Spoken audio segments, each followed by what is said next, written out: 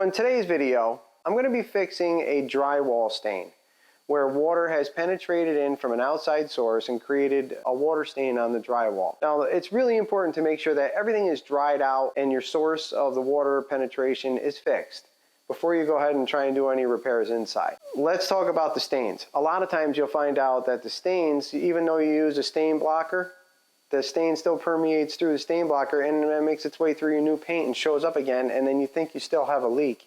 But technically it's just the stain making its way through the materials and coming into visual sight again. So I'm going to show you a trick, if you keep watching, what to do in order to stop that stain from coming through your paint ever again. So let's get to it. So what's happened here is there was a leak in the roof. It created some water staining right in this area right here. Now, I can't stress enough how important it is to make sure that the source of the water coming in has been fixed. You don't want to have mold or mildew or anything like that build up, and as long as you make sure everything is completely dry and the material, the substrate is still savable and it hasn't already gotten moldy, then you can go ahead and just repair the stain.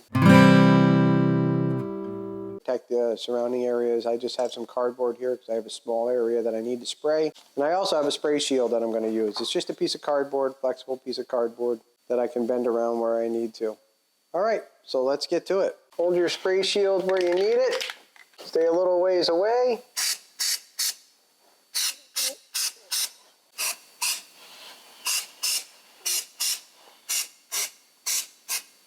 Now you'll notice that the spray is gray. That's because I'm using a pigmented stain blocker. I've noticed in the past that if I use the white stain blocker, that generally stain will come through. So by using the pigmented one, which is gray, it really stops the stain from coming through, and then you can go ahead and paint over it and you're all set. So I hope that helps you. Don't forget to hammer that subscribe button, and we'll see you in the next video.